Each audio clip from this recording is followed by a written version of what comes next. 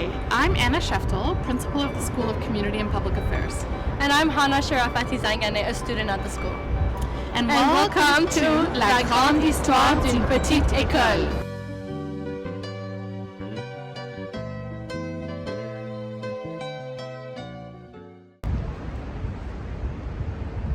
Hi, Jason. Hello. Can you please introduce yourself to us? My name is Jason Prince. I'm an urban planner. I've been teaching here for about 17 years.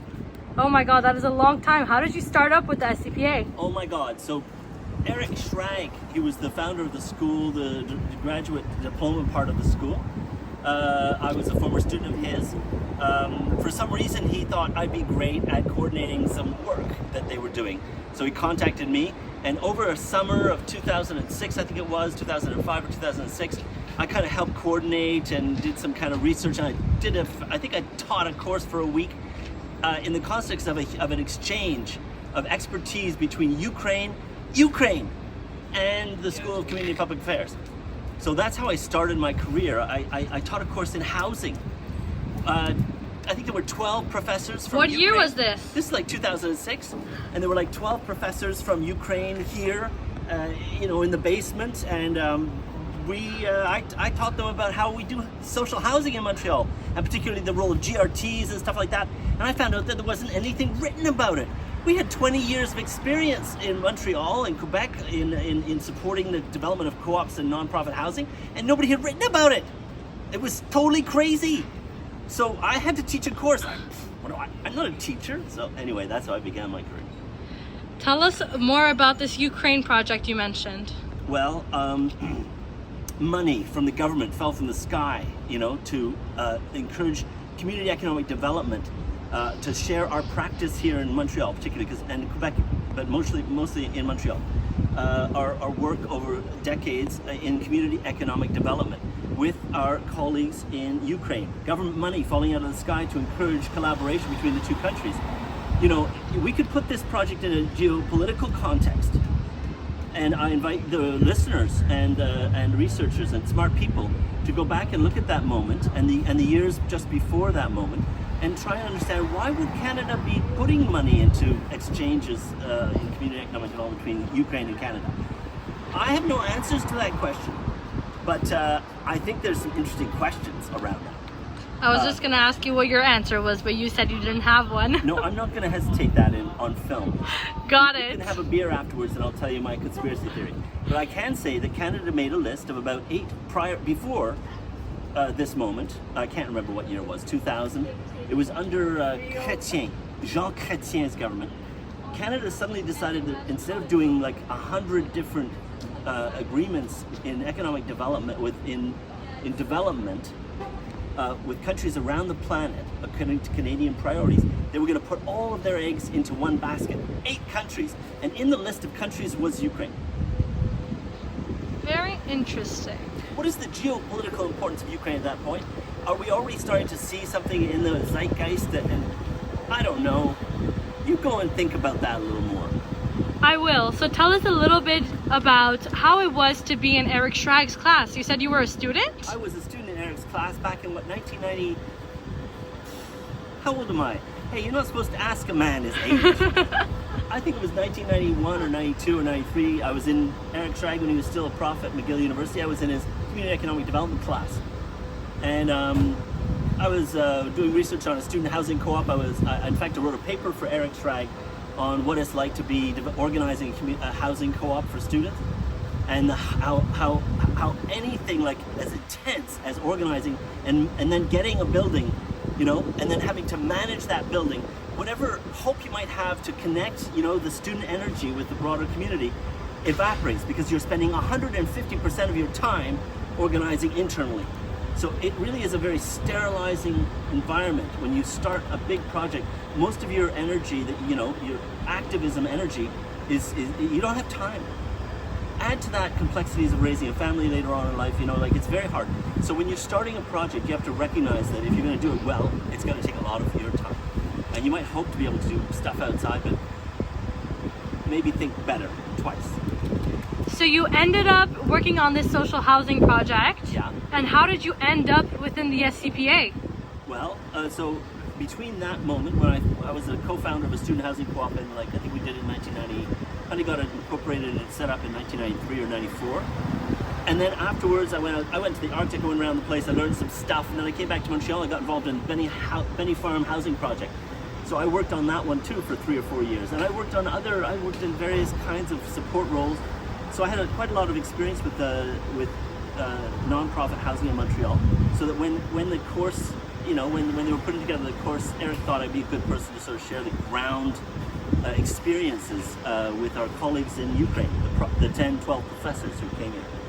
And so that's I think Eric Schragg's philosophy is that you learn by doing, and you learn a lot more by doing. And so if I have anything to say to cohorts and students of the SCPA in the future, is don't go to class, get out in the real world and do real work, because that's where you're going to learn. And what we do in the classroom is theory. And that's the same philosophy you use in your class now, no? I think so. I don't know. I have no idea. I don't even know what teaching is. I'm so sorry. I've been teaching for 16 years. Sometimes I ask my students, I do a survey. At what point in our class did you learn something, so that I can try and figure out how people learn? I learn from storytelling. I learn from experience, and taking on big challenges and working through the problems of those challenges. So I don't know. If any former students are watching this and they say, I'd have something to say to you, Mr. Prince, then I'm there. Call me, we'll go out for a beer. I'd like to know. Can you tell us a little bit about the classes that you have taught? Oh, I've taught kind of taught. Yeah, kind of taught. So I teach. I started after that thing with the teaching about housing and how we do it here, nonprofit and community housing. After that, I came in as working in the social economy, because I also did community, like startups, nonprofit and co-op startups in the social economy. So in the graduate certificate program, we teach a course on social entrepreneurship or something, social enterprise. So I taught that course for a few years, and then I happened to be Margie Mendel, the founder of the school, or one of the founders of the school. I can't remember exactly who founded the school, but anyway. In her SCPA 301, which some of you will know, which is a one-year course, I was invited to be on a panel. And in the comments part of the panel, in the exchange, Margie asked a really good question. It was about, the panel was about, I can't remember what the panel was about, but we talked a little bit about the Point St. Charles and the fight against the casino, which was successful. And I think she asked, why was it successful? And my answer struck her as being very smart. And so a few months later, she invited me to teach 301 because they had a need for somebody. So then I taught 301. And it was really fun. I love 301. I think 301 is the best course at the School of Community and Public Affairs. I agree. And it's the most important course, I think. And there I've really learned how to try and get students to think very, very hard about how they're going to be shaping the frame of the social context in which we live. And through shaping the frame and the kinds of questions and composing the panel, they're influencing the public discourse, which I think affects the real world afterwards. So that was a course. I've taught also in other places. I teach, I'm sorry to say, sometimes I teach at McGill in urban planning, and sometimes I teach in the geography department in urban planning too. I've taught urban planning law and stuff like that. So I wear lots of hats, and where appropriate, I try and bring them into the SCPA teaching when I do.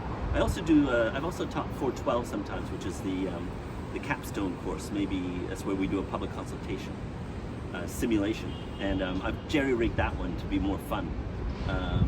But so I think what this school is to me? The School of Community and Public Affairs, and I know I can have an argument with any number of people about this, both inside the school, students, and outside the school. But I've always called it a school of citizenship. I think we teach students how to become real, engaged citizens. And I think the proof of that is that most of our students end up in a very important role in the CSU and in the dynamic parts of our university. I'm always surprised. I see my students end up, they're coordinating the CSU, or they're in the sustainability fund, or they're in the silk fund, or they're this, they are They are driving this university. We have a very high percentage of leadership roles in the campus on the student side. We are very important in all the student businesses on campus, controlled by students, the co-ops and the non-profit businesses that we run. We is you, you the students. So, you know, I think our school is super important, not just for the school, not just for the university, but for Montreal as a whole. I think our school is super, super important. You asked me to have the interview here in front of the SCPA building. Can you tell us a bit about why? This is recognized. This building, it's not just the people inside it. It's not just Perry. It's not just it's not just the profs in the school. It's the building itself. In this basement, we have had endless numbers of public debates about public policy and things affecting our world. For many years, an ally of the school held very important conversations here on a monthly basis. It became associated, this place has become associated with a place for public debate and for public concern.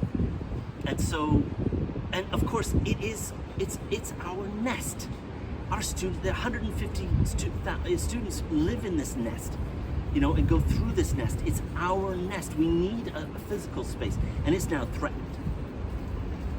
The university seems to want to take this building away from SCPA, and that's very concerning for me. If we don't have this building back, for whatever reason that we can't fight, we can't win, we absolutely need to find ourselves a home like this building. We need an annex building that we can call our own.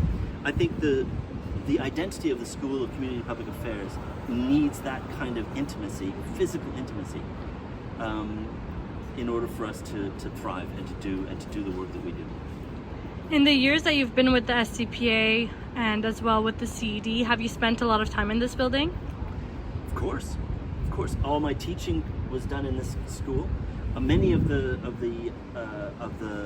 panel discussions were held in the basement here. This is our social life. This is where we have our meet and greet with students. We have our wines and cheese. We've had book launches in here.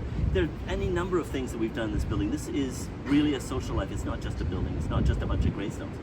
And it's not just people. It's really, it's something bigger. It's bigger than the whole. And you've had quite an important role to play within the CED program as well. Can you tell us a little bit about that? Important role? No, I do my little piece. You know, the CED program is such an important part of the community education, community economic development education component. It was a unique program in Canada. There's something going on the East Coast in community economic development. There's a couple of things going on in other universities here in Montreal. But the CED program, certificate program, I think is still, in its genre, it's the only one in Canada. It is being reinvented right now. It's now in a new phase under the leadership of Anna Krasinski, and it's going to continue to play a very important role. It's a piece of our understanding about economics and society, and not to get too theoretical about it, but the importance of our social purpose shaping our economy rather than our economy shaping us. That's what we teach in the CED program, is how do we control our economy? How do we make it respect our social norms and not be a slave to it? Can you tell us about a memory that sticks to you, or one of your favorite memories of your time at the school? Okay, so this is probably not the best kind of memory, but when you're drinking vodka with 12 Ukrainian professors who speak a smattering of Russian, Ukrainian, English, and maybe scraps of French, with an interpreter whose name is Roman, who is also a priest. I think he was a priest. And Perry Calci, in a bus going all over Quebec, visiting places. I mean, there's nothing like that summer. It's burned in my head. The vodka drinks we shared, the laughs we had, the dances, the madness, the fun, the flirting. It was just fantastic. What were you guys doing in a bus going around Quebec? Ask Perry. I really will. I can't remember. I was too drunk. Very valid. Yeah. Can you tell us where you hope to see the SCPA and the CED program go in the next couple of years? You talked about the importance of the basement in itself and the physical space, but where do you see the school going, or where do you hope to see it go? That's a good question. You know, I mean, I think it's very good. I think it's got a good dynamic as it is. I think if we grow too big, not good. If we get too small, not good. We've got the right size. We've got the right size building, this one. So, you know, I hope that Concordia, in its wisdom, doesn't do a bad thing in the next year or two or three. It's going to take some time to finish the renovations here. I hope that Concordia University has the wisdom, and that the allies of the School of Community and Public Affairs can mobilize to make sure that we have something like this, that we have continuity. So my big hope is actually more of the same. My big hope is that we can stay true to the past. That sounds very conservative. I'm generally much more eager to see change in the world, but in this case, I think we need to just be modest. Going back to the fact that you've taught a couple of courses, the SCPA students seem to have a kind of a reputation of being either rebels or outspoken. What is your experience with SCPA students? We have a mix. We have a lovely mix. Yes, there's always perhaps a larger percentage than you might find in a normal classroom in the fine arts department, who are kind of more on the radical side. But you know, there's different shades of radical also. There's different takes on what radical is exactly. But we always have a bunch of conservative people too. So we've got a nice mix. And I think that's what makes the courses so interesting. When we do the panels, for example, in 301, the teacher, or in my experience, I can't speak for the other people who've taught 301, but I try and make sure that you guys, the students, are shaping, as you think best, the debate. And I like to also see you do case studies on whatever draws your attention. And so that means that I've been surprised sometimes. You know, I'm surprised sometimes by what people choose. And I think that's amazing. I think that's what makes this school so interesting, is that you can't put us in any bag. We've got all the diversity you can imagine in this school. And that's really fun. That's what makes it Canada and not not Point St. Charles. And can you tell us a little bit about the faculty that you've worked with in the SCPA and in the CED? Well, of course, you know, we work in isolation largely. So we do chat. Maybe we should chat a little more there should be more coordination between the different profs in the school. We come together at certain moments, but there's not much in the way of coordination.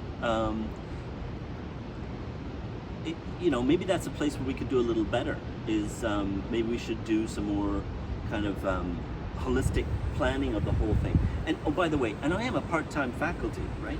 I am a part-time faculty. So maybe this kind of thing happens with the full-time faculty. I just don't get invited to the planning sessions. So yeah, my role here is much more, you know, I do a piece of the puzzle, but I don't often get to see the whole picture. Yeah, that's my shortcoming, perhaps. And I guess for my last question is, what is one thing that you hope to see in the upcoming years within the SCPA? One thing I hope to see.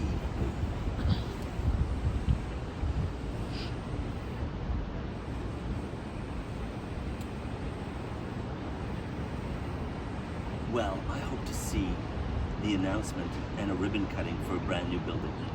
Either it's this one totally renovated and air conditioned. Oh my goodness, wouldn't that be cool? And we cut the ribbon for this building again, or we cut the ribbon for some other building and in some lovely Greystone somewhere in an annex, somewhere close. I can't wait for that day. I can't wait, because I feel our soul has been what's the polite word for that? Our soul has been sucked out? Sucked out. No, not quite. Our soul, let me start again. Edit. Our soul has been cropped. That's a really bad metaphor, as if our souls have wings, but maybe they do. When we moved over there temporarily into the soulless new building, in the hall building on the 12th floor. So I can't wait to get back. I can't wait to get back. The pandemic was hard enough when we had to work, all in our little boxes. And now that we're finally coming together, we've lost our building. We're in a temporary box up there in the sky. I hope this moment comes when we come back to our building or to a building like it. That's what I hope. First created 45 years ago in 1980, SCPA is a school within Concordia University, offering a unique learning experience meant for those who are interested in community, society, and policy. Our programs are based in community engagement and experiential learning and have led to precious friendships, dedication, and passion. Over the past few months, we have been interviewing alumni, past principals, and anyone who had an impact on the school or who has been impacted by the school. These interviews were done in hopes of hearing these memories straight from the people who lived them. Thank you for joining us. We hope these videos show you how unique and exceptional a place SCPA is.